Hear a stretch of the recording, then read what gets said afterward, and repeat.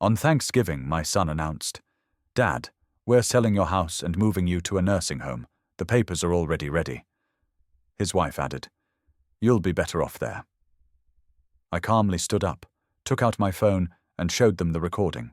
Their faces turned white when they realized who else was listening to this conversation. "I'm glad you're here with me. Please listen to my story till the end, and let me know which city you're listening from. That way I can see how far my story has traveled. For 31 years, that house on Maple Ridge Drive was more than walls and a roof. It was the place where my wife Margaret took her last breath, where we raised our son Brian, where every Christmas morning smelled like pine needles and her famous cinnamon rolls. After she passed 4 years ago, I thought about selling. The silence was deafening at first, but something kept me there. Maybe her presence lingered in the creaky third step on the staircase, or in the way afternoon light fell through the kitchen window exactly where she used to stand while cooking dinner.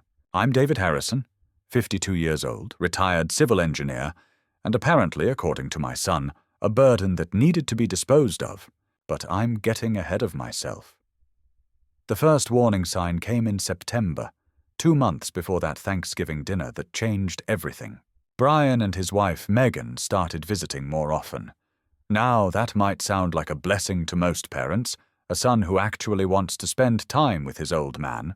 But you have to understand, Brian hadn't voluntarily visited more than twice a year since he married Megan 3 years ago. Suddenly, they were showing up every weekend, always with questions. "Dad, have you thought about what you're going to do with this big house?" Megan asked one Sunday, her manicured nails tapping against her coffee cup. "It must be so hard to maintain all by yourself." "I manage just fine," I said, watching her eyes scan the living room like she was already redecorating it in her mind. Brian chimed in with that rehearsed concern I was beginning to recognize. "We just worry about you, Dad. What if you fall? What if something happens and no one's here? What if? What if? What if?" Their concern felt like a script they'd memorized. Then came the questions about my finances. Did I have a financial advisor? Had I updated my will since Mom passed? Did I know how much the house was worth in this market? Each question delivered with a smile, wrapped in the guise of filial duty. I started paying closer attention after that. The way they exchanged glances when they thought I wasn't looking. The hushed conversations that stopped abruptly when I entered the room. The subtle suggestions that maybe I was getting forgetful, that perhaps I'd left the stove on, when I knew damn well I hadn't cooked anything that day. One evening in late October, I walked into the kitchen to get a glass of water and heard them talking in the living room. They didn't know I'd come downstairs. "The house is worth at least $800,000 in this market," Megan was saying. "Plus his retirement accounts. We could pay off all our debt and still have enough for that beach house we've been looking at." "He's not going to just hand it over," Brian replied. "We need to make him think it's his idea, make him feel like he can't handle things anymore. Then we work faster. By Thanksgiving, we need those papers ready." I stood frozen in the dark hallway, my hand gripping the doorframe. My son, the boy I'd coached in Little League, the young man whose college tuition I'd paid, whose wedding I'd funded, was plotting to steal my home. My life. I should have confronted them right then. But something held me back. Maybe it was shock. Maybe it was the small, desperate part of me hoping I'd misunderstood. Or maybe, even then, some survival instinct was telling me I needed more than just overheard fragments. The weeks leading up to Thanksgiving became a performance. I played the role they expected, the slightly confused, increasingly helpless, aging father. I let Megan remind me about appointments I hadn't forgotten. I allowed Brian to express concern about bills I was perfectly capable of paying. All the while, I watched. I listened. I planned. The night before Thanksgiving, I downloaded a recording app on my phone. I didn't know exactly what they were planning for the holiday dinner, but I knew it would be significant. "Papers ready?" Megan had said. Whatever trap they were laying, they'd spring it tomorrow. I barely slept that night. I kept thinking about Margaret, about what she would have said. She'd always been the one to see the best in Brian, to excuse his selfishness as ambition, his coldness as independence. She would have been devastated by this betrayal. Maybe it was better she wasn't here to witness it. Thanksgiving morning arrived cold and grey. I woke at dawn and spent the early hours doing what I always did, preparing her recipes, setting the table the way she used to, placing the good china she'd inherited from her grandmother. The rituals of memory, performed in a house that my own son wanted to take from me. Brian and Megan arrived at noon. They brought wine, expensive wine, I noticed, which was unusual for them. Megan was dressed more formally than usual, as if this were a celebration. In a way, I suppose she thought it was. We made small talk through the meal. They complimented the food. They asked about my health. And then, just as I was serving the pumpkin pie, Brian cleared his throat in that way he does when he's about to deliver news he knows you won't like. "Dad," he said, "we need to talk about something important, about your future." Megan reached across the table and placed her hand over mine. "We've been doing a lot of research, David, and we've found a wonderful community, assisted living, really beautiful facilities." Brian pulled a folder from the bag beside his chair. "We're selling the house, Dad, and we're moving you into Sunrise Senior Living. The papers are already prepared. All you need to do is sign." I looked at my son's face, searching for some trace of the boy I'd raised. All I saw was calculation. "You've already prepared the papers?" I asked, keeping my voice steady. "We knew you'd resist at first," Megan said, her tone the same one might use with a stubborn child. "But this is what's best for you. You'll be safer there, more comfortable." I reached slowly into my pocket and pulled out my phone. Their eyes followed the movement with mild curiosity. Just Dad fumbling with technology again. "Before I sign anything," I said, "I think you should hear something." I pressed play. Their own voices filled the dining room. "The house is worth at least $800,000. We need to make him think it's his idea. By Thanksgiving, we need those papers ready." I watched their faces drain of color. Megan's hand withdrew from mine like I'd burned her. Brian's mouth opened, but no words came out. "And by the way," I added, "you should know that my attorney, Frank Wheeler, has been listening to this entire dinner through a live call on my phone. Every word you've said today is now on record." The silence that followed was the loudest thing I'd ever heard. The seconds after I showed them the recording felt like hours. Brian's face cycled through expressions, shock, then fear, then something darker that I'd never seen before. Anger, pure, undisguised anger at being caught. "You recorded us?" His voice cracked. That's illegal. You can't use that. Pennsylvania is a two-party consent state for phone calls." I replied calmly. "But I didn't record a phone call. I recorded a conversation in my own home. Perfectly legal. Your mother's attorney taught me that years ago." Megan was already on her feet, her chair scraping against the hardwood. "Brian, we need to go. Now. Sit down." My voice surprised even me with its authority. "We're not done." But they didn't sit. Brian grabbed the folder from the table, those papers he'd so carefully prepared, and stuffed it back into the bag. Megan was already at the door, her designer heels clicking a rapid retreat. "This isn't over," Brian said from the doorway, his face red. "You're making a mistake, Dad. A big mistake." And then they were gone. The front door slammed so hard that the windows rattled. I sat alone at the table set for 3, the pumpkin pie untouched, the recording app still open on my phone. My hands were shaking. I told myself it was adrenaline, but the truth was simpler than that. I was afraid, not of Brian, not exactly, but of what came next. For all my planning, I hadn't thought beyond this moment. I'd caught them, yes. I'd stopped them from pressuring me into signing that night. But what had I actually achieved? They'd be back. They'd be more careful next time, and next time I might not see it coming. The phone buzzed in my hand. Frank Wheeler's name appeared on the screen. "David, are you all right?" His voice was steady, professional.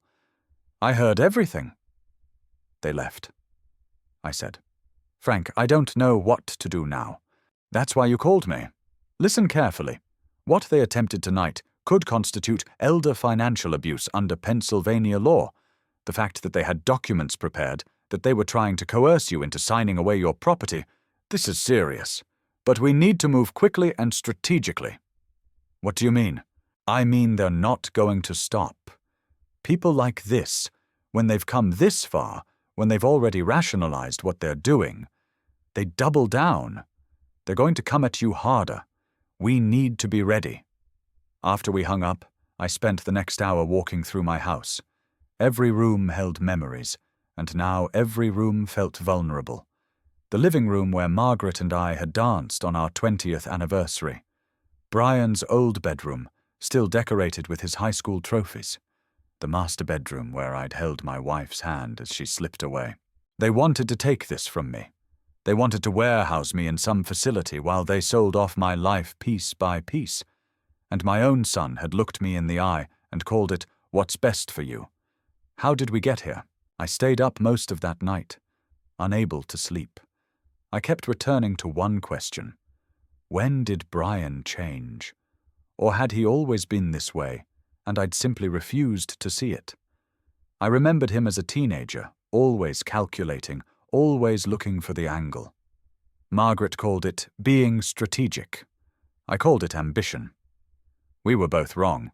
It was something colder than that, and Megan had only sharpened whatever blade was already there. From the moment Brian brought her home, she'd been assessing. The house, the neighborhood, me. At the time, I'd dismissed my discomfort as the typical wariness of a father meeting his son's girlfriend. But instincts exist for a reason. By dawn, I'd made a decision.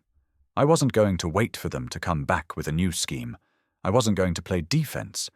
I needed to understand exactly what they'd already done, what documents they'd prepared, what steps they'd taken, what other moves they might be planning. Frank called me at 8 the next morning with the first piece of information. "I made some inquiries," he said. "That folder Brian brought, I have a contact at Sunrise Senior Living. They received an application for you 3 weeks ago, signed by Brian as your designated representative." My stomach dropped. I never gave him power of attorney. "Then we have a bigger problem than I thought. David, I need you to check something. Do you have a safe? A lockbox? Anywhere you keep important documents?" I did. A small fireproof safe in my bedroom closet, where I kept the deed to the house, my passport, Margaret's jewelry, and our important legal documents. I'd shown Brian where it was years ago, after Margaret's funeral, when I was making sure he knew about our affairs in case something happened to me. The safe looked undisturbed when I opened it. The deed was there, my passport, Margaret's pearls. But when I looked for the folder containing our wills and powers of attorney documents, my hands went cold. The originals were there, but beneath them was a second set of documents I'd never seen before, a durable power of attorney naming Brian Harrison as my legal representative in all financial and medical matters. Dated 6 months ago, with a signature at the bottom that looked exactly like mine. I called Frank immediately. "They forged it," I said, my voice barely steady. "Frank, they forged my signature on a power of attorney." There was a pause on the line. "David, I need you to listen very carefully. Don't touch those documents again. Don't confront Brian. What you've just described is a felony. Forgery, fraud, potentially identity theft. This isn't just a family dispute anymore. This is criminal." I sat on the edge of my bed, the forged documents in my hand, and felt the full weight of what my son had done. This wasn't greed. This was premeditated theft. He'd come into my home, violated my trust, and created legal documents to steal everything I had. "What do I do?" I asked. "First, we document everything. Photographs, copies, a detailed timeline. Second, we need to get ahead of this. If Brian tries to use that power of attorney before we invalidate it, he could empty your accounts, sell your house, or worse, have you declared incompetent. Third, and I know this is hard, we need to consider involving the police. The police. Against my own son. I thought about Margaret again. About what this would do to her if she knew. About the years I'd spent telling myself Brian would grow out of his selfishness, find his way, become the man I'd hoped he'd be. That man didn't exist. Maybe he never had. Frank, I said finally, tell me what I need to do, step by step, because I'm going to stop them. He told me, and the next morning I began. The Monday after Thanksgiving, I sat in Frank Wheeler's office in downtown Philadelphia with a stack of documents on his desk between us. The forged power of attorney, printouts of the recording, bank statements showing the accounts Brian might try to access, a timeline I'd stayed up all night writing, every visit, every suspicious question, every overheard conversation. Frank studied each page with the careful attention of a man who'd spent 40 years practicing law. When he finished, he removed his reading glasses and looked at me with an expression I couldn't quite read. David, what Brian and Megan have done here is textbook elder financial abuse. The forged power of attorney alone is a Class 2 felony in Pennsylvania.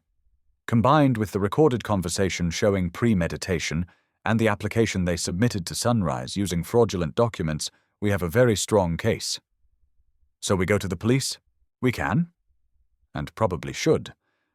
But I want to discuss options with you, because once you involve law enforcement, you can't take it back. Brian would face criminal charges, possibly prison time. I'd thought about this all weekend. The image of my son in a courtroom, in handcuffs. It turned my stomach. But every time I wavered, I remembered his voice on that recording. The house is worth at least $800,000. What's the alternative? I asked. We could pursue civil action. Sue them for fraud, get the forged documents invalidated, seek damages. It would protect you and your assets without criminal prosecution. But here's the risk. If we only go civil, Brian stays free. And people who do things like this don't stop. They find other ways. He was right. I knew he was right. But I needed one more thing before I could make this decision. I want to know everything they've done. I said, can we find out if they've already tried to use that power of attorney? We can. It'll take some digging, but I have an investigator I work with. Former FBI, very discreet. Her name is Laura Chen. If Brian's made any moves, she'll find them. I authorized the investigation that afternoon. The cost was significant, but what choice did I have? I was fighting for my home, my independence, my future. While Laura Chen began her work, I tried to maintain some semblance of normal life. I went to the grocery store.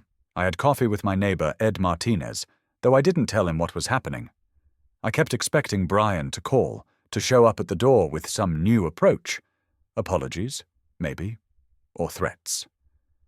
But the first week after Thanksgiving passed in silence. The silence was worse than confrontation. It meant they were planning. On December 5th, Laura Chen called. Mr. Harrison, I need to meet with you and Frank today, if possible. I've found something significant. We met at Frank's office that afternoon. Laura was younger than I'd expected. Early 40s, sharp-eyed, all business. She laid out a folder of her own on Frank's conference table. I ran a comprehensive check on Brian Harrison's financial activity over the past 6 months. She began. Here's what I found. On September 23rd, he used the forged power of attorney to add himself as a joint owner to your primary checking account at First National. The room tilted slightly. He's on my bank account as joint owner, which means he has full access to withdraw or transfer funds. He hasn't done so yet. The balance is unchanged. But legally he can walk into that bank tomorrow and empty it. Frank muttered something under his breath. Laura continued. That's not all. On October 10th, he contacted a real estate agent named Denise Kowalski about listing your property. He represented himself as having power of attorney over your affairs. She provided a comparative market analysis and preliminary listing paperwork, which Brian signed. She slid a document across the table. My address at the top. For sale paperwork. Brian's signature at the bottom, beside a line that read, Agent for owner. He was going to sell my house without my knowledge? The listing was never activated. It seems he was waiting for something. My guess? He was waiting for Thanksgiving, waiting for you to sign those papers he brought. Once he had your signature on the assisted living documents, he could claim you'd agreed to the sale as well. Or he could simply proceed using the power of attorney. I stared at the document. My son had tried to sell my house. The house where I'd lived for 31 years. The house where his mother died. And he'd done it while visiting me on weekends, smiling, asking about my health. There's one more thing, Laura said. She pulled out a final page. 3 weeks ago, Brian Harrison made an inquiry with a company called Senior Care Advocates. They provide consultations for families seeking to obtain guardianship over elderly relatives. The word hung in the air. Guardianship. He's going to try to have me declared incompetent, I said. It appears that may be his backup plan, yes. If he couldn't get you to sign willingly, and if the power of attorney was challenged, guardianship would give him complete legal control over your person and your property. Frank leaned forward. David, this is the point of no return. What Laura's uncovered isn't just fraud. It's a systematic attempt to strip you of your autonomy and steal your assets. If we don't act now, Brian will. And he has all the pieces in place. I looked at the documents spread across the table. The forged power of attorney, the bank account he'd invaded, the real estate paperwork, the guardianship inquiry, each one a knife in my back from my own son. Make copies of everything, I said, then call the police. The point of no return. Yes, I suppose it was. That evening, I stood in my kitchen and looked out the window at the backyard. The old oak tree was bare now, its branches dark against the winter sky. Brian used to climb that tree when he was a boy. I'd stood at this same window and watched him, terrified he'd fall, proud of his courage. Where was that boy now? Had he ever really existed? My phone buzzed. A text from a number I didn't recognize. Dad, we need to talk. Please don't do anything you'll regret. I can explain everything. Brian, so they knew. Somehow they knew I'd found out. I didn't respond. There was nothing left to explain. And I wasn't the one who was going to have regrets. Detective Rosa Martinez of the Philadelphia Police Department's Economic Crimes Unit took my statement on December 7th. She was thorough, methodical, and her face betrayed nothing as I walked her through the timeline, the forged documents, the recordings, Laura Chen's findings. When I finished, she closed her notebook and looked at me directly. Mr. Harrison, I've worked elder abuse cases for 15 years. What your son has done is not subtle. These aren't the actions of someone who got in over his head or made a bad decision. This is planned, systematic financial exploitation. We're going to pursue this. Hearing it from a police detective made it real in a way that even Frank's legal assessments hadn't. This was happening. I was pressing charges against my own son. What happens now? I asked. We'll be executing a search warrant on Brian's residence within the next 48 hours. We'll be looking for financial records, communications about your assets, anything related to the forged documents. Depending on what we find, the district attorney will decide on formal charges. Will he be arrested? If the DA moves forward with charges, yes, he'll be taken into custody and arraigned. There will likely be bail, given that these are non-violent offenses. But yes, he'll be arrested. I nodded. I'd known this was coming. I'd made this decision with open eyes, but knowing it and feeling it were different things. The search warrant was executed on December 9th. I know because Brian called me that night. Actually called, not texted. His voice was shaking with rage. They came into my house, Dad. They went through everything. Megan was terrified. Are you happy now? Is this what you wanted? What I wanted was for my son not to steal from me. We weren't stealing. We were trying to help you. You're not capable of managing things anymore. You're paranoid. You're confused. I'm confused? I'm the one who found the power of attorney you forged with my signature. I'm the one who found out you added yourself to my bank account. I'm the one who knows you tried to sell my house. Does that sound confused to you, Brian? Or does it sound like I finally woke up? You're making a mistake, he said, his voice dropping to something cold and controlled. You're going to regret this. I promise you that. Is that a threat? It's a fact. You have no idea what you've started. He hung up. I sat in my living room, in the silence he'd left behind, and felt the fear I'd been pushing down for weeks. Brian was right about one thing. I had no idea what I'd started. I'd never done anything like this before. I was a retired engineer who'd spent his life building things, solving problems with equations and blueprints. This was something else entirely. This was war, and my enemy knew me better than anyone. The next few days were quiet. Too quiet. Frank assured me that the investigation was proceeding, that the DA was reviewing the evidence, that formal charges were likely coming soon. But Brian and Megan had gone silent again. No calls, no texts, no visits. On December 14th, I found out why. Frank called me at 7 in the morning, which he'd never done before. David, I just received a filing. Brian has petitioned the court for emergency guardianship over you. The breath went out of me. He's claiming that you're suffering from cognitive decline, and that your recent actions, recording him contacting police, are evidence of paranoid delusions. He has a statement from a Dr. Peter Wilkins saying he examined you 3 months ago and found signs of early dementia. I've never seen any Dr. Peter Wilkins in my life. I assumed as much. This is a fraudulent filing. But here's the problem. If the court grants emergency guardianship pending a full hearing, Brian gains immediate control over your finances and your person. He could empty your accounts today, he could move you into a facility tomorrow, and because it's an emergency petition, the hearing is scheduled for December 16th.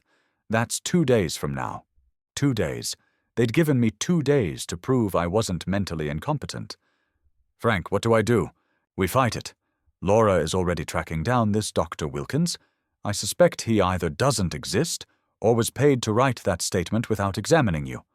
I'm going to request your medical records from your actual physician, Dr. Patel, to demonstrate you have no history of cognitive issues, and we need you to be evaluated immediately by a geriatric psychiatrist who can testify on your behalf. That afternoon, I sat in the office of Dr. Amara Okonkwo, a geriatric psychiatrist Frank had worked with before. She administered a battery of cognitive tests: memory, reasoning, attention, language. It took nearly 2 hours. When she finished, she sat back and smiled. Mr. Harrison, I'll be preparing a formal report, but I can tell you now, your cognitive function is excellent. Above average for your age group, actually. There is no indication whatsoever of dementia or any other impairment that would warrant guardianship. I almost cried. I'm not ashamed to admit it. For 2 days, I'd been walking around with Brian's accusation in my head, wondering if maybe I was losing my grip. Maybe I was paranoid. Maybe I had imagined threats where there were none. Having a professional tell me I was fine, it was like being released from a cage I hadn't known I was in. Thank you, I said. Thank you. The hearing took place on December 16th at the Montgomery County Courthouse. Brian and Megan sat on one side of the courtroom with their attorney, a slick-looking man named Harper, who spoke in that smooth, reasonable tone that lawyers use when they're selling something questionable. I sat on the other side with Frank. The judge was the Honorable Patricia Chen, a serious-looking woman in her 60s who read through both filings before looking up at the courtroom. This is an emergency petition for guardianship based on claims of cognitive incapacity, she said. Mr. Harper, I see you've submitted a statement from a Dr. Peter Wilkins. Is Dr. Wilkins present to testify? Harper shifted. No, Your Honor. Dr. Wilkins had a scheduling conflict. A scheduling conflict for an emergency hearing that he initiated the basis for. Judge Chen's tone was dry. Do you have any other evidence of Mr. Harrison's alleged incapacity? We have testimony from his son about observed behavioral changes. I'll hear from Dr. Okonkwo first. Amara Okonkwo took the stand and presented her findings clearly and thoroughly. Normal cognitive function. No signs of dementia. No indication that guardianship was warranted. When Harper tried to challenge her on cross-examination, she shut him down with clinical precision. I've been practicing geriatric psychiatry for 18 years, counselor. I know what cognitive impairment looks like. Mr. Harrison doesn't have it. Then it was my turn. Frank had prepared me, but nothing really prepares you for sitting in a witness chair while your son watches, waiting to see if a judge will take your life away. I told the truth. I described Brian's behavior over the past months. The questions about money, the overheard conversations, the forged power of attorney, the recording from Thanksgiving, the police investigation. Harper objected repeatedly, trying to paint me as paranoid. But I stayed calm. I stayed factual. And when Judge Chen asked me why I believed Brian had filed this petition, I looked at my son for the first time since the hearing began. Because he knows he's about to be charged with felony forgery and elder abuse, I said. And if he gets guardianship over me, he can make it all go away. He can control the narrative. He can control me. That's what this is about, Your Honor. Not my health. My money. Judge Chen looked at Brian for a long moment. Then she looked at Harper. I'm denying this petition, she said. The evidence of Mr. Harrison's alleged incapacity is not only insufficient, it appears to be fraudulent.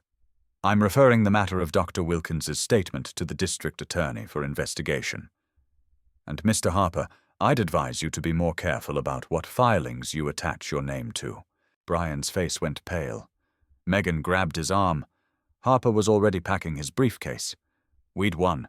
They'd come at me with everything they had, and we'd won. That night, I sat on my back porch with a glass of whiskey, the first drink I'd had since Margaret died. The air was cold and sharp, and the stars were bright overhead. I didn't feel triumphant. I felt tired, bone-deep tired, but I also felt something I hadn't felt in months. Safe. For the first time since September, I felt safe in my own home. I decided to take a few days. Just rest. Let Frank and the detective handle things. Try to remember what normal life felt like. It wouldn't last, of course. But I didn't know that yet. The days after the hearing were quiet in a different way than before. Not the tense silence of waiting for an attack, but something softer. I slept better than I had in months. I cooked real meals instead of picking at leftovers. I even called my brother Tom in Arizona. We'd drifted over the years, but he was the only family I had left besides Brian. And suddenly that mattered. "Jesus, David," Tom said after I told him everything. "I knew the kid was self-absorbed, but this is something else." I didn't want to believe it either. "You need anything? You want me to come out there?" "Not yet, but maybe for Christmas. I think I'd like that." It was December 20th when Megan showed up alone.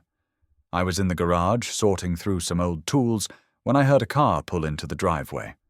Through the window, I saw her BMW, and for a moment I considered going inside and locking the door, but something stopped me. Curiosity, maybe, or the need to understand. She got out of the car slowly, like she wasn't sure of her welcome. She was dressed simply, jeans, a sweater, no jewelry. A far cry from the polished woman who'd sat at my Thanksgiving table telling me I'd be more comfortable in a facility. "David." She stopped at the garage entrance. "Can we talk?" "That depends. Are you recording this? Because I know I'm not." She flinched. "I deserve that. Can I come in?" Against my better judgment, I let her into the kitchen. She sat at the table where she'd sat so many times before, but nothing about this felt familiar. "I came to apologize," she said, "and to explain. I'm listening." "Brian's not well, David. I don't mean, I'm not trying to make excuses. What he did was wrong, what we did. But you have to understand, he's under so much pressure.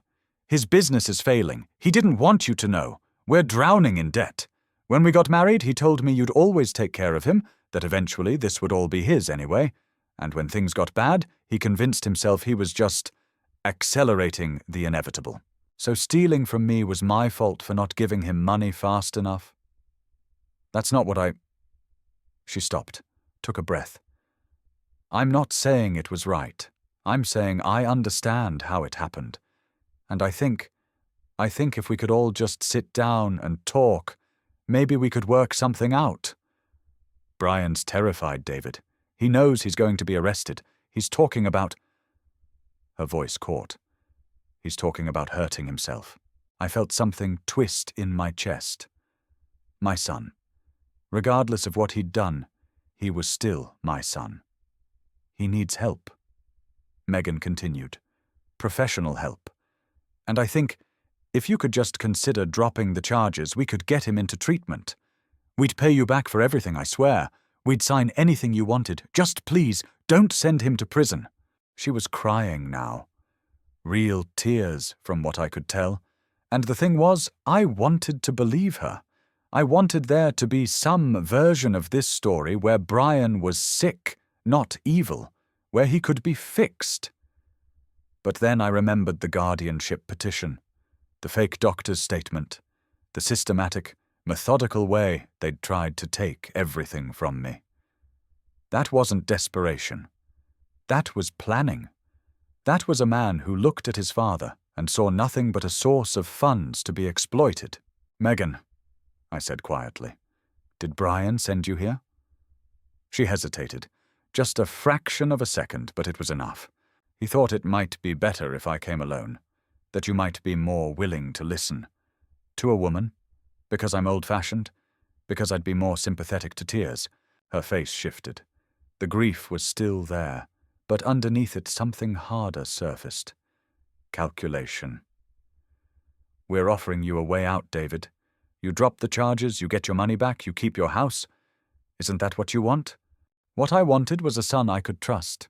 It's a little late for that. She stood. The tears were gone now. You're making a mistake. You think you've won. All you've won is the chance to die alone in this house while your son rots in prison.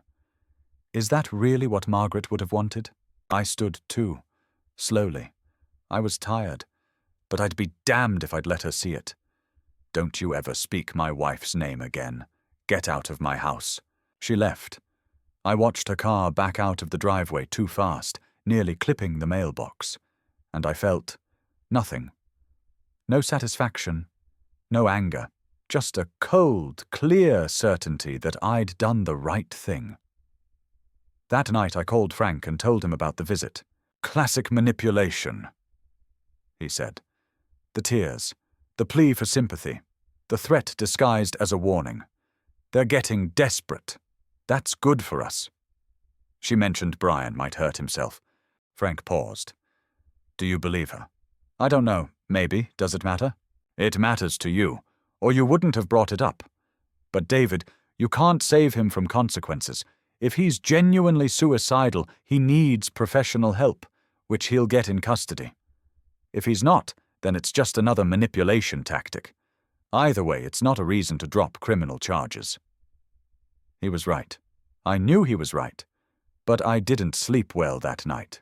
The next few days, I focused on getting ready for Christmas. Tom was flying in on the 23rd. I bought a tree, a small one, the kind Margaret always said was just right for 2 people. I hung some lights. I made a list of things to cook. Ed Martinez from next door stopped by on the 22nd with a bottle of wine and a concerned expression. David, I don't want to pry, he said. But is everything all right? I saw a police car here a few weeks ago, and that woman, Brian's wife, she was in your driveway the other day, and she didn't look happy when she left. I considered deflecting. Ed and I were friendly, but we weren't close. The occasional chat over the fence, borrowing tools, that kind of thing. But I was tired of carrying this alone. And Ed was a good man. Former high school principal, widowed like me, Someone who understood what it was like to keep a household running by yourself. So I told him. Not everything, but enough. The attempt to sell my house, the forged documents, the police investigation. His face went through several transformations as he listened. Shock, anger, finally something like resolve. David, I don't even have words. Your own son. He shook his head. Listen, whatever you need, if you need someone to be here when you're talking to lawyers, or if you just need company, you call me, okay? Thank you, Ed. That means more than you know. He clapped me on the shoulder. We old guys have to stick together. And for what it's worth, you're doing the right thing. Some people, they don't change.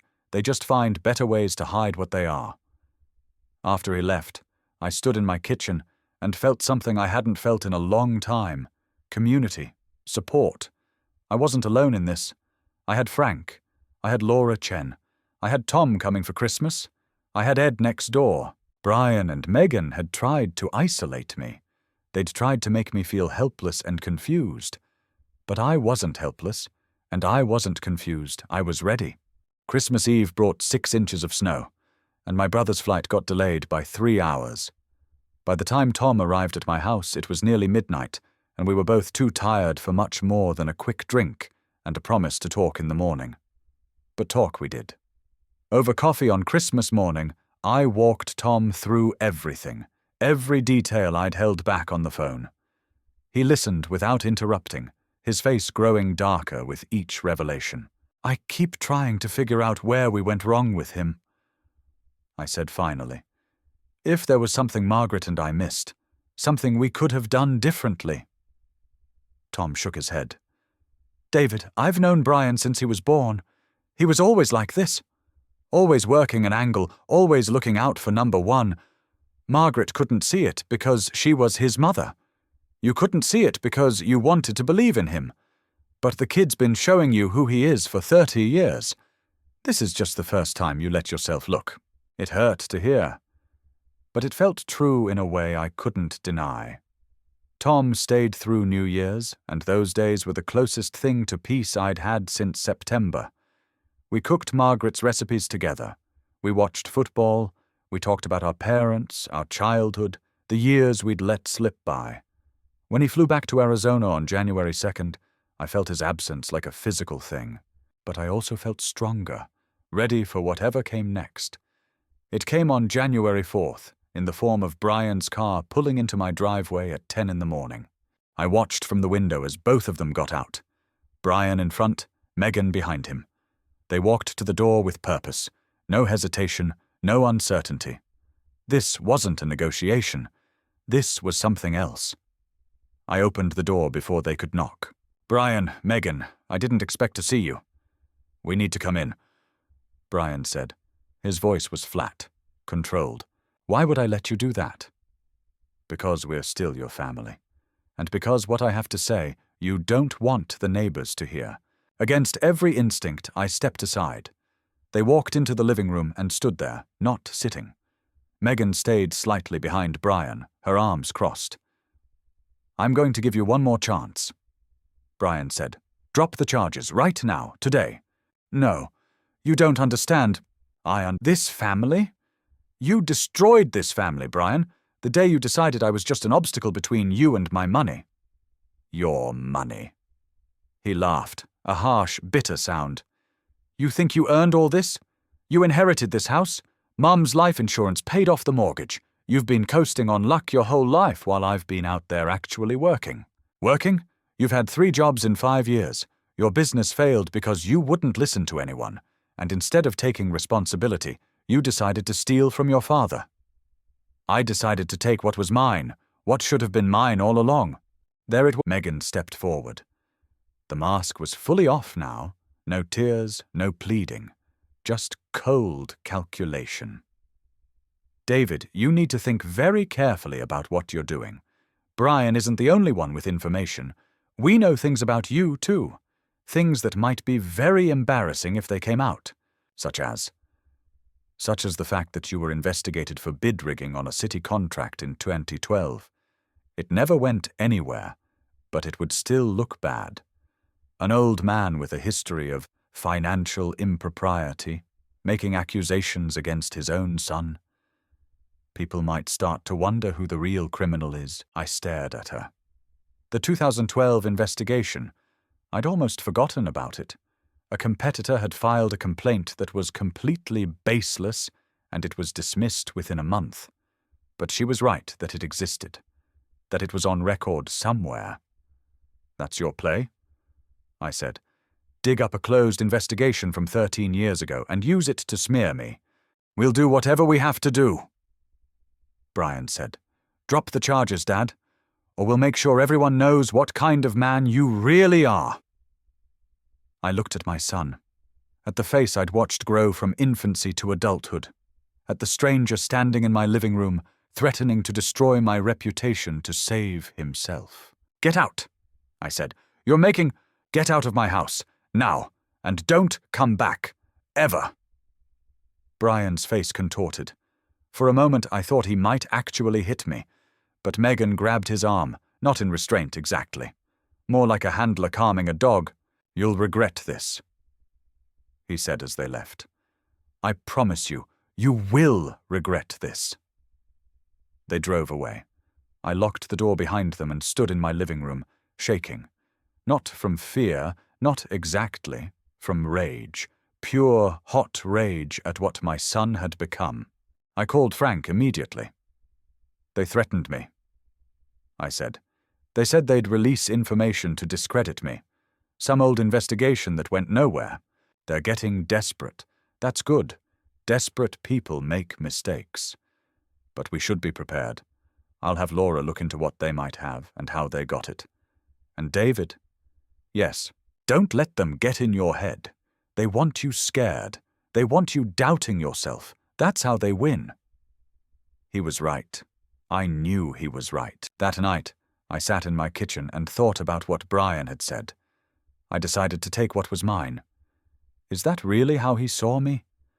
As someone who'd stolen his inheritance by having the audacity to keep living? The thought made me angry. But beneath the anger was something else. Resolve. Cold, hard resolve. They wanted a fight? Fine. I would give them one. And when it was over, they would have nothing. January 8th, the day of Brian's arraignment. I didn't go to the courthouse. Frank advised against it. You've done your part, David. Let the system work now. And I agreed. But I won't pretend I wasn't watching the clock all morning. 10 o'clock, when proceedings were scheduled to begin. 11, when Frank said he'd call with an update. At 11:15, my phone rang. It's done, Frank said. Brian was arraigned on 3 felony counts: forgery, identity theft, and attempted elder financial abuse. He pleaded not guilty. Bail was set at $50,000. He posted it immediately. Trial is scheduled for March 15th. 3 felony counts. My son was formally charged with 3 felonies. For trying to steal from me. How did he look? I asked. Frank paused. Angry. Controlled, but angry. He wouldn't look at the gallery. His attorney tried to get the charges reduced, but the judge wasn't having it. The forged power of attorney and the fake medical evaluation were too much. What about the doctor? Wilkins? Grand jury is investigating. Laura found out he's not licensed in Pennsylvania. He's a chiropractor from Delaware who's facing his own fraud charges. Brian's lawyer is trying to distance them from him, but the connection's clear. They paid him $4,000 to write that statement. $4,000 to declare me mentally incompetent. That was the price of my autonomy. The weeks between the arraignment and the trial were strange. Life went on, grocery shopping, bills, the small rituals of daily existence, but everything felt suspended, waiting. Frank and I met regularly to prepare for my testimony. Laura Chen continued building the evidence file. The DA's office sent investigators to interview me twice more, and Brian, silent. No calls, no visits, no threats. According to Laura, he and Megan had hired a crisis PR firm to manage the narrative. They were portraying themselves as a young couple driven to desperation by a mentally declining father who refused to accept help. Some people believed it. I saw comments online, people saying I was a vindictive old man destroying his family over money, but most people saw through it. The forged documents were too damning. The Thanksgiving recording was too clear. When the local news covered the arraignment, they called it a shocking case of alleged elder abuse by a man against his own father. March 15th arrived cold and grey. The trial was held at the Montgomery County Courthouse, the same building where Judge Chen had dismissed the guardianship petition. Different courtroom, same stakes. I sat in the front row behind the prosecution table. Frank was beside me, and Laura Chen was in the row behind us. Across the aisle, I could see Megan and a few people I didn't recognize. Friends of theirs, maybe, or hired supporters. Brian was at the defense table with his attorney, that slick man named Harper who'd filed the fraudulent guardianship petition. The jury was selected. Opening statements were made. And then, for 2 days, the prosecution laid out its case. They presented the forged power of attorney with expert testimony confirming the signature wasn't mine. They played the Thanksgiving recording. They showed the bank records proving Brian had added himself to my accounts. They brought in the real estate agent, Denise Kowalski, who testified that Brian had represented himself as having legal authority to sell my house. They presented the fake medical evaluation from the unlicensed chiropractor and the evidence of payment. Through it all, Brian sat stone-faced. Megan was harder to read. Sometimes she looked angry. Sometimes she seemed to be fighting tears. But I'd seen her tears before. I knew what they were worth. On the 3rd day, I took the stand. The DA, a woman named Rosalind Washington, walked me through the entire story. The September visit when I first overheard their plans. The weeks of watching and documenting. The Thanksgiving confrontation. The discovery of the forged documents. The guardianship petition. The threats. "Mr. Harrison," she said finally, "can you tell the court why you decided to press charges against your own son?" I looked at the jury. 12 strangers who would decide my son's fate. "Because he didn't give me a choice," I said. I tried to believe there was some explanation. I tried to find a way to understand. But the evidence was too clear. He forged my signature. He tried to steal my house. He tried to have me declared mentally incompetent based on a fake medical report. He didn't make a mistake. He made a plan. And if I hadn't stopped him, he would have taken everything I have and left me with nothing. "Did you want to press charges?" "No, I wanted my son back. But the son I wanted back doesn't exist. Maybe he never did." Harper's cross-examination was aggressive. He tried to paint me as paranoid, as vindictive, as a bitter old man who'd misinterpreted his son's concern as malice. He brought up the 2012 investigation, just as Megan had threatened. He suggested my memory was faulty, my interpretations biased. But I stayed calm. I answered every question directly. And when he pushed too hard, when he suggested I was making things up, I simply said, "Counselor, I spent 40 years as an engineer. My job was to be precise, to document, to not make assumptions. Everything I've told this court is supported by evidence, recordings, documents, expert testimony. If you have evidence that I'm wrong, present it. Otherwise, I've said what I came to say." The jury watched. I could see them weighing it. On the 4th day, Brian took the stand in his own defense. He was calm at first, polished. He talked about his concern for my well-being, his worry that I was declining, his attempts to help me plan for my future. He presented himself as a dutiful son, driven by love. But Rosalind Washington broke him on cross-examination. She walked him through the documents. The forged signature. How did he explain it? He claimed I'd signed it and forgotten. The fake medical evaluation. How did he explain that? He claimed the doctor must have made an error. The real estate paperwork. Why had he tried to list my house without telling me? He claimed he was just exploring options. Just exploring options. Washington repeated. By representing yourself as having power of attorney you knew was forged. By signing documents as agent for owner, without the owner's knowledge. Brian's composure cracked. I was trying to help him. He doesn't understand. What don't I understand, Mr. Harrison? Help me understand how forging your father's signature is helping him. I didn't forge. We have 3 separate handwriting experts who say that signature isn't his. Are they all wrong?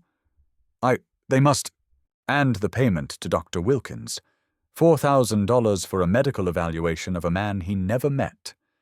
How is that helping your father?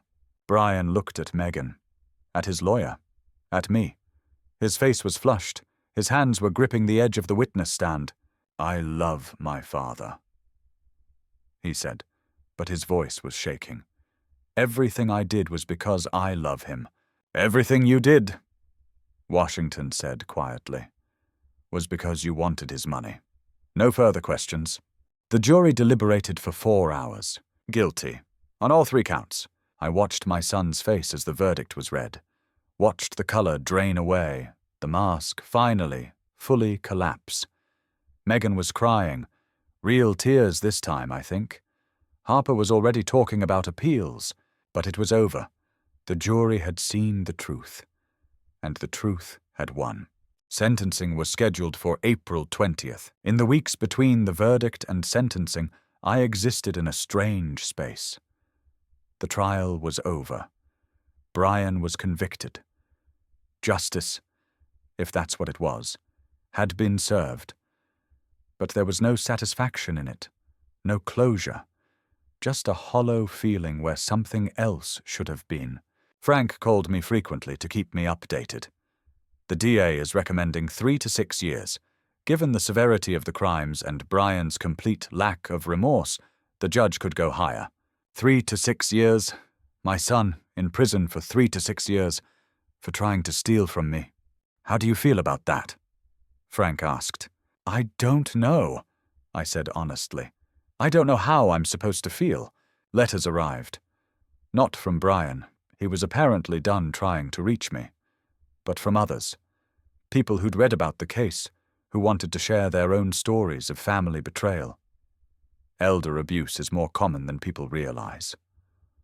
One woman wrote, My own daughter tried to forge my will after my husband died. You did the right thing by fighting back. Maybe I did. But right and good aren't always the same thing. The sentencing hearing was smaller than the trial. No jury this time. Just the judge, the attorneys, Brian, and a handful of observers. I sat in the same seat I'd occupied for 4 days of testimony and watched my son stand before the bench. The Honorable Marcus Thompson had presided over the trial. He was a serious man in his 60s, known for thorough deliberation and firm sentences. He read from a prepared statement. Mr. Harrison, you have been found guilty of 3 serious felonies, all perpetrated against your own father. The evidence presented at trial demonstrated a systematic, premeditated effort to defraud an elderly parent through forgery, deception, and manipulation. This was not a crime of passion or desperation. This was calculated theft, made worse by your attempts to have your victim declared mentally incompetent when your initial plans failed. Brian stood rigid. Megan was in the gallery behind him, her face pale. The court has reviewed the sentencing recommendations from both parties. Judge Thompson continued. The defense has requested probation, citing Mr. Harrison's lack of prior criminal history and his claim of acting out of misguided concern. The prosecution has requested 5 years imprisonment. He paused. The courtroom was silent. Having considered all factors, this court sentences Brian David Harrison to 4 years in state prison, to be followed by 3 years of probation. Additionally, Mr. Harrison is ordered to pay full restitution to his father for all legal fees and investigative costs, and is permanently barred from any contact with David Harrison without explicit written consent. 4 years. My son would spend 4 years in prison. Brian's shoulders dropped. Megan let out a small sound, a gasp or a sob. I couldn't tell. Harper was already scribbling notes, preparing an appeal. But Brian didn't speak, didn't protest, didn't even look at me. The bailiff led him away through a side door, and just like that, he was gone. I walked out of the courthouse into April sunshine. The trees were budding. The sky was clear. And I felt, what? Relief? Grief? Some combination of the two that didn't have a name? Frank walked beside me. It's over, he said. Really over now. Is it? The criminal case, yes. Brian will appeal, but the conviction was solid. It won't be overturned. As for everything else... He shrugged. That's up to you. That night, I sat on my back porch and looked at the oak tree in my backyard. The tree Brian used to climb. The tree I'd worried he'd fall from. He'd fallen anyway, and I hadn't been able to catch him. But here's the thing I realized, sitting there in the dark. I'd done what I had to do. Not to punish Brian, whatever people might think, but to protect myself, to protect my home, to protect the life Margaret and I had built together. Brian had tried to take all of that from me, and I'd refused to let him. Some people might call that cold. Some people might say I should have forgiven him, found a way to reconcile, put family above justice. But family isn't a word. It's a set of actions, and Brian's actions had told me everything I needed to know. In the following weeks, I began the process of rebuilding. I closed the bank account Brian had invaded and opened a new one. I revised my will and all my estate documents with Frank's help, naming my brother Tom as executor. I established a trust to ensure my assets would be protected no matter what, and I started thinking about what I wanted the rest of my life to look like. I was 52 years old. Margaret was gone. Brian was gone. In every way that mattered. The house that had been my sanctuary had also been the site of my son's betrayal. Was that what I wanted to live with for the next 20, 30 years? One evening, Ed Martinez stopped by with a casserole his daughter had made. "She says you're not eating enough," he said, which made me laugh for the first time in weeks. We sat on the porch and talked. About the trial. About the future. About what it meant to be at this stage of life with so much suddenly uncertain. "You know," Ed said, "when my wife died, I thought about selling this house. Too many memories. But then I realized, the memories aren't in the house. They're in me. Wherever I go, they go too." He was right. The house wasn't Margaret. It wasn't Brian. It was just a building. A beautiful building full of history, but just a building nonetheless. I decided to stay, not because I couldn't leave, but because I chose to. This was my home. I'd earned it, and no one, not Brian, not Megan, not anyone, was going to take it from me. And for the first time in months, that choice felt like victory enough. A year passed. That probably sounds simple. Just 4 words covering 365 days. But each of those days was a small act of rebuilding. Learning to live with what had happened. Learning to live without the son I'd thought I had. The first few months were the hardest. Brian's appeal was denied in June, and I received a letter from his attorney informing me that he'd been transferred to a state correctional facility in western Pennsylvania. I didn't respond. What would I have said? Summer came. I started a vegetable garden in the backyard, something Margaret had always wanted, but we'd never gotten around to. Tomatoes, peppers, herbs. The work was physical, grounding, and by August I had more produce than I could eat. I brought baskets to Ed, to Frank's office, to the elderly woman across the street who rarely left her house.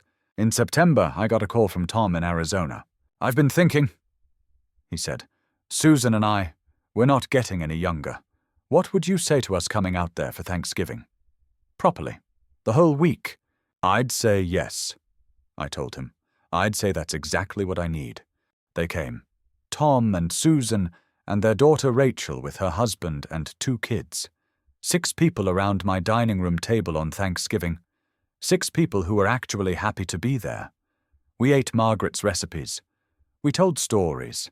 The kids ran around the backyard while the adults cleaned up. "You seem different," Rachel told me as we washed dishes together. "More peaceful." "I am," I said. And I meant it. That winter, I started volunteering with an organization Frank had told me about. Elder Rights Advocacy. a non-profit that helps seniors who are facing financial exploitation or abuse. I shared my story with their outreach groups, spoke to community centers, senior residences, even a local news program. How did you know to fight back? An elderly woman asked me after one of my talks. When it's your own child, how do you know? You know because you have to, I said, because the alternative is losing yourself. The spring after Brian's sentencing, I received news about Megan. Ed had heard it from a mutual acquaintance and passed it along with appropriate hesitation. Apparently she left Brian right after the appeal was denied, filed for divorce, moved back to her parents' place in Ohio. I didn't gloat. I didn't feel satisfaction. But I'd be lying if I said I was surprised. Megan had been in it for the money. That had been clear from the beginning. Once the money disappeared and the prospect of a long prison sentence became reality, why would she stay? A few months later, Laura Chen sent me an article from a Cleveland newspaper. Megan Pruitt, she'd taken back her maiden name, had been arrested for credit card fraud. She'd stolen her mother's identity and run up $30,000 in charges. The apple doesn't fall far from the tree, I thought. Or maybe the trees just found each other. Brian served 3 years and 2 months of his 4-year sentence before being paroled for good behavior. I know because Frank informed me when it happened. I had the right to know, he said, given the no-contact order. 3 years and 2 months, out before he turned 32, with a felony record that would follow him for life. I don't know what he did after that. Didn't ask. Didn't want to know. Tom mentioned once that he'd heard Brian was working at a warehouse in Pittsburgh, living in a small apartment, no contact with anyone from his previous life. Maybe that was true. Maybe it wasn't. Either way, it wasn't my concern anymore. What was my concern was the life I was building. The house on Maple Ridge Drive became my home again, not haunted by what had happened, but renewed by what I was making of it. I repainted the living room. I replaced the carpet in the bedroom. I hung new pictures, some of Margaret, some of Tom's family, some of places I wanted to visit now that I had time and freedom. I traveled.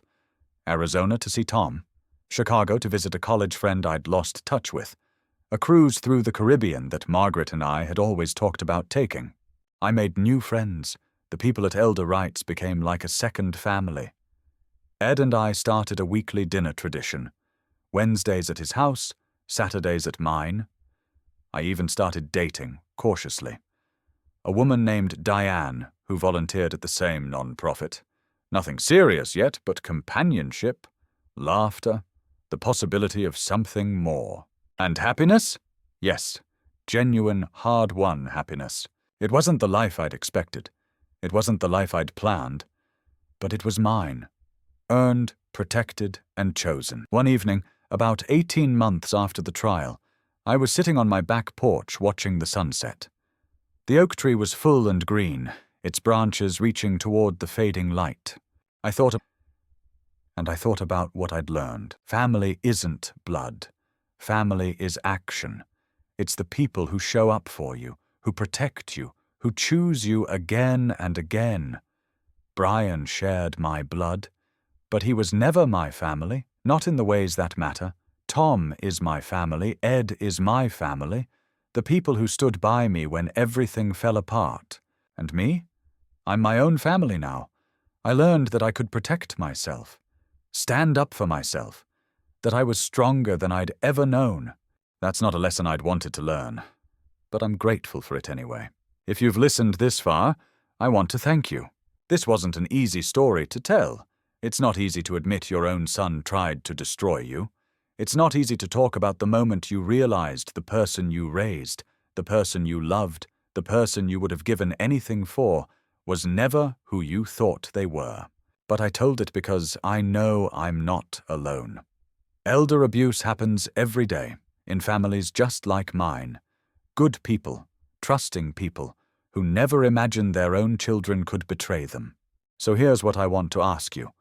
What would you have done if you found out your child was planning to steal everything you had, your home, your savings, your independence? Would you fight back? Or would you make excuses? Look the other way? Tell yourself it wasn't really happening. I hope you never have to find out. But if you do, remember my story. Remember that you have the right to protect yourself. That fighting back isn't betrayal. That justice isn't revenge. If this resonated with you, I'd love to hear your thoughts. Leave a comment below. Share your own experience if you're comfortable, and if you haven't already, please subscribe to this channel. There are more stories like this, more people who stood up when everything told them to stay down. Thank you for listening. Thank you for being here. And wherever you are, take care of yourself. You deserve it.